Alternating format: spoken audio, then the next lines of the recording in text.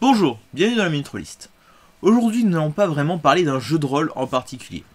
Nous allons parler d'un kit de démarrage de jeu de rôle. Aujourd'hui, je vais vous parler d'Imperium 5 et nous allons nous poser une question assez importante. Quel est le juste prix d'un kit de démarrage? C'est la Minute Rolliste. Avant toute chose, je souhaiterais passer quelques petits remerciements à quelques personnes sans qui cette vidéo n'aurait jamais eu lieu.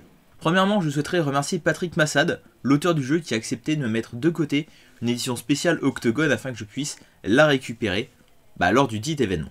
Deuxièmement, un grand merci à Valentin qui a accepté d'aller récupérer l'édition spéciale pour moi, parce que finalement j'ai pas pu aller à l'Octogone et qui me l'a envoyé, donc c'est grâce à lui que cette vidéo peut avoir lieu aujourd'hui. Trêve de mondanité, Imperium 5, de quoi ça parle? Je vais vous la faire courte. Un jour, il y a eu un crash quantique, tous les humains ont perdu la mémoire, toutes les archives numériques du monde ont disparu, on ne sait plus qu'est-ce qui s'est passé avant la date du crash quantique. A partir de là, certains groupes, certaines personnes, certaines organisations ont essayé de tirer leur épingle du jeu afin de prendre le pouvoir. Parmi eux, les 5 Imperiums. Les Imperiums sont des sortes d'entreprises États gérant diverses parties du monde. Ils répondent aux noms d'Alpha, Deadly Douce, Deadlim, Calab et Solarium. Il existe d'autres organisations. On pourrait citer notamment Mu. Ces derniers consignent l'intégralité des connaissances existantes au format papier. Car oui, le papier n'a pas été détruit par le crash quantique. Autre élément mystérieux et central dans Imperium 5, les pyramides. Ce sont, comme leur nom l'indique, d'immenses pyramides. Certaines abritent des complexes militaro-industriels, d'autres d'immenses cités. Seules 15 à 20% des pyramides présentes sur le globe sont ouvertes. Elles se sont ouvertes d'ailleurs suite au crash quantique. Cependant, de nombreuses restent scellées, closes, et nul ne sait ce qu'il y a à l'intérieur. Et je vais être contraint de m'arrêter ici en termes de présentation d'univers. Je n'ai fait qu'effleurer la surface. Il y a énormément de choses à apprendre et à découvrir dans ce jeu. Niveau système, c'est assez rigolo. Et pour cause, le jeu tourne avec un pool de D8. Et un D8, c'est 2 pyramides l'une sur l'autre. Les caractéristiques des personnages sont ici appelées âmes et sont au nombre de 3. Physique, social et mental. Le joueur va lancer un nombre de dés égal à son âme et va devoir faire 2 ou moins. Quand un joueur réussit une action dans Imperium 5, il ne fait pas que réussir l'action. Il prend la narration. C'est lui qui décrit ce qui se passe. Sachant qu'une seule réussite est nécessaire pour que le joueur puisse décrire ses actions. Les réussites supplémentaires sont converties en unités de narration.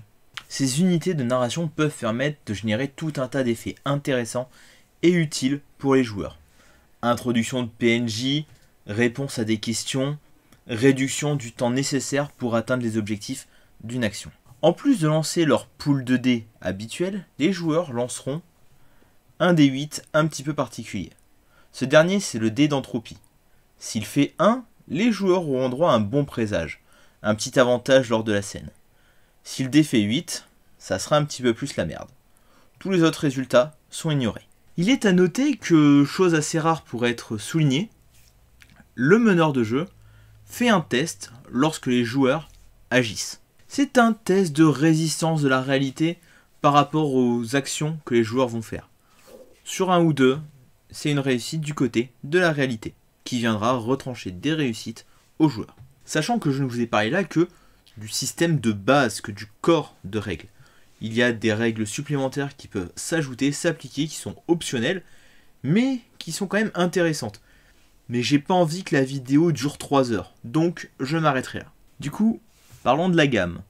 Ou plutôt, parlons du kit de démarrage. Pour le moment, il n'existe qu'un seul et unique gros kit de démarrage qui coûte 45 €. Il existe en 2 versions. Premièrement, la version standard, qui est composée de tout ce que je vais vous présenter. Et la deuxième, c'est l'édition spéciale Octogone, qui est dans un petit boîtier en carton. Pour commencer, nous avons le livre de base. Bon, je mets des guillemets parce qu'au final, ce n'est pas la version complète de ce qui va sortir plus tard. Là, c'est vraiment le kit de démarrage. Dedans, vous avez une bonne partie du background, pas mal d'informations pour pouvoir jouer et maîtriser. vous avez bien entendu le système de règles et les conseils aux joueurs et aux meneurs. Il est noté qu'il coûte 20 €, donc on peut supposer qu'à l'avenir, il sera disponible seul. Ensuite, nous avons le premier scénario. Dans ce dernier, les joueurs vont incarner des membres de l'Entente, un groupe qui réunit certains membres des différents Imperiums qui ont décidé de plus ou moins collaborer ensemble. Ce scénario se passe dans l'Imperium de Solarium, qui correspond plus ou moins à l'Asie de l'Est, Asie du Sud-Est, et verra notre groupe confronté aux Nobilis. Les nobles, quoi. Au dos, il y a noté le prix de 9,90 €, donc on peut supposer que lui aussi sera à un moment ou un autre vendu séparément. Petit couac d'impression, d'édition ou de mise en page, une partie du texte a tout simplement disparu. Du coup, on a un petit errata en 3 pages. Ensuite, nous avons une jolie pochette qui contiendra tout un tas d'aides de jeu ainsi qu'une petite plaque en métal au nom d'Imperium. Très jolie, taillée, gravée. Sauf qu'il y a un petit hic. Cette pochette est présentée comme un écran. Sauf que c'est pas un écran, c'est un paravent. Un écran, il y a des informations dedans. On a les résumés des règles, on a des tableaux, etc. etc. Dedans, il n'y a pas de tableau. Donc on peut le mettre devant soi pour cacher les informations et les scénarios. Mais dans ce cas-là, c'est un paravent, pas un écran. Surtout que cette pochette, c'est la même pochette qui contenait le kit de présentation disponible lors du Fiche 2020. Donc, récupérer l'ancien. Ok, d'accord, il y a du stock à écouler, ça coûte peut-être moins cher, mais bon. Vous auriez pu sortir 3 fiches supplémentaires, quitte à ne pas les coller, à nous laisser les coller à l'intérieur. Ça aurait quand même été plus intéressant que de juste nous remettre la pochette comme ça. Mauvais point pour le coup. Cette pochette contient tout un tas de trucs. Premièrement, les différents protagonistes et adversaires que les joueurs vont rencontrer au cours du scénario. Ça, c'est cool, c'est du papier cartonné de très bonne qualité, ça tiendra dans le temps. Ensuite, nous avons les pré-tirés pour le scénario. Et encore une fois, c'est très cool.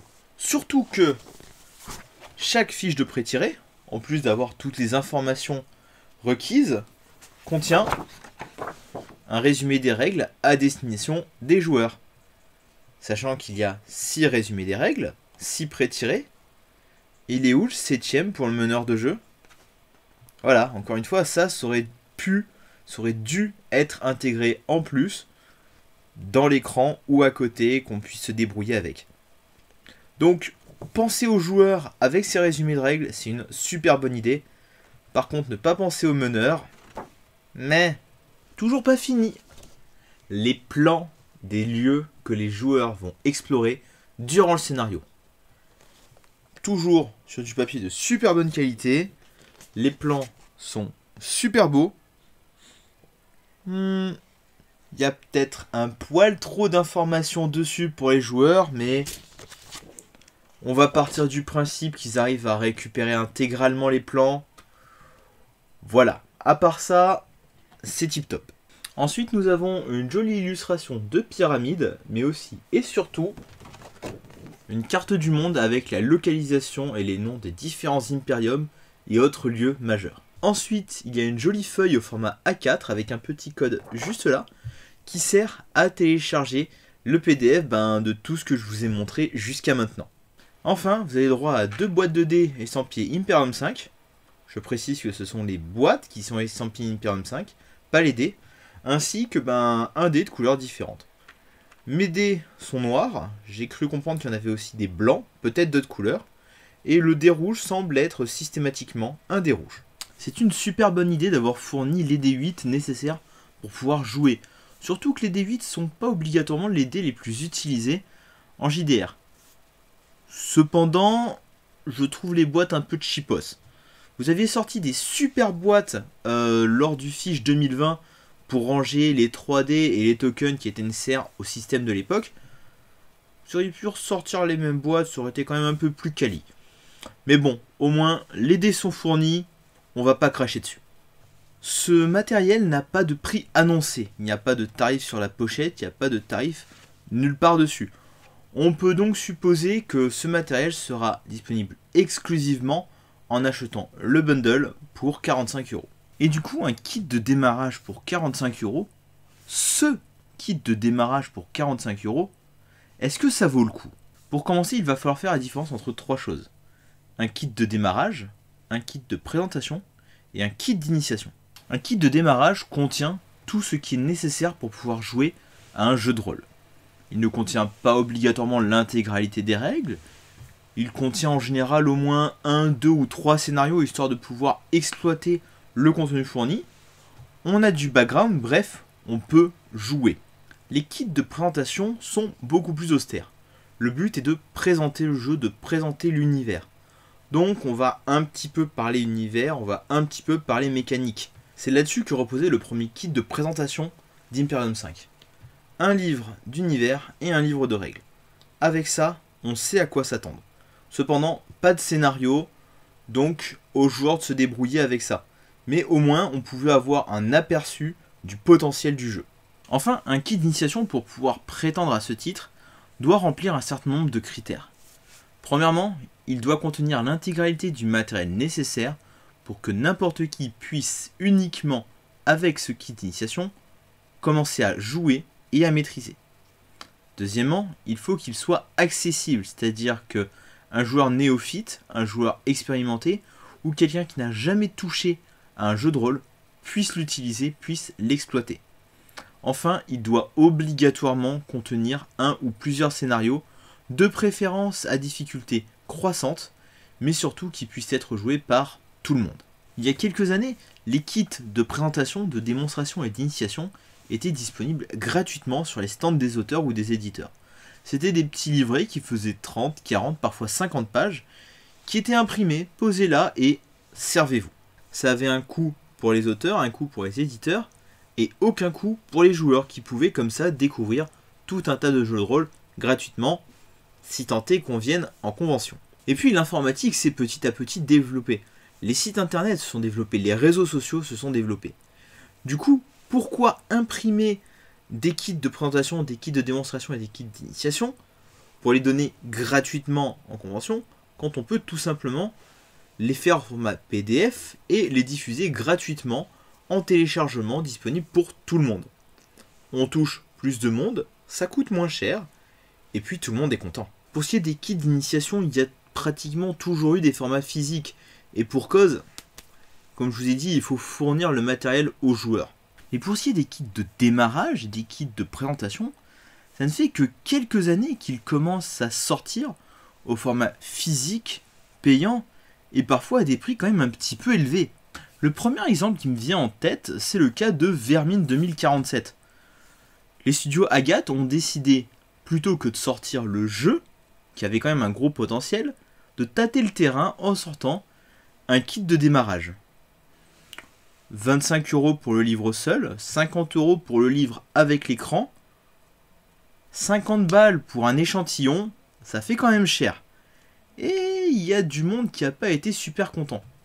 Cependant, le kit a eu du succès, ce qui a permis au jeu de revenir via un financement participatif en début d'année. Mais nous reparlerons de ce jeu un autre jour. Du coup, les éditions OBA ont décidé de sortir ce kit de démarrage avant de sortir leur financement participatif. Est-ce que c'est une bonne idée de sortir un kit de démarrage, sachant que le financement participatif va bientôt avoir lieu? Est-ce que c'est intéressant aujourd'hui d'acheter ce kit de démarrage, ou doit-on attendre au final 6 mois, 8 mois que le financement participatif se lance? 45 € pour tout ce qui est là, c'est un super bon prix. Bon, il y a quand même le cas de l'écran qui fout un peu les boules, mais à part ça, c'est vraiment du bon matériel à un super bon prix. En plus, il y a ce code dont je vous ai parlé tout à l'heure, qui permettra d'avoir un bonus lors du financement participatif. On ne connaît pas encore la nature de ce bonus. Est-ce que ce sera du contenu supplémentaire? Est-ce que ce sera un livre exclusif? Est-ce que ce sera tout simplement une réduction? On l'ignore. Mais du coup, ça incite et ça invite les joueurs intéressés, les joueurs à qui ce jeu a plu, de participer au financement participatif. C'est sûr que on aurait peut-être aimé plutôt un kit de démonstration, histoire d'avoir moins... que ça coûte moins cher. Mais je pense qu'un kit de démonstration sur Imperium 5 est tout bonnement impossible. Le jeu a beaucoup trop de contenu, l'univers est beaucoup trop développé, et ce serait passer à côté de quelque chose d'en faire un simple kit de démonstration. Là au moins, on a plus qu'un simple échantillon du financement participatif qui aura lieu bientôt. Comme vous pouvez vous en douter avec ma critique, pour moi Imperium 5 c'est un coup de cœur. Non seulement l'univers est intéressant, mais le livre objet est vraiment beau. Les illustrations sont magnifiques et j'aurais bien aimé vous en montrer plus, mais ça va être un peu compliqué, donc je pense que je vais en mettre à droite, à gauche, ou quelques-unes à partir de maintenant, histoire de vous montrer à quel point ce jeu est beau. Une encore là, une encore là. Si vous voulez en voir plus d'illustrations, de belles illustrations, je vous invite à vous rendre sur le site des éditions OBA afin de pouvoir voir toutes les illustrations disponibles sur Imperium 5. Il y a tellement de bonnes choses à dire sur ce jeu, notamment au niveau de sa mise en page, des petits résumés de règles qui se trouvent dans les bords des pages, dans la section règles. Très sincèrement, je vous encourage et je vous invite à vous intéresser à ce projet.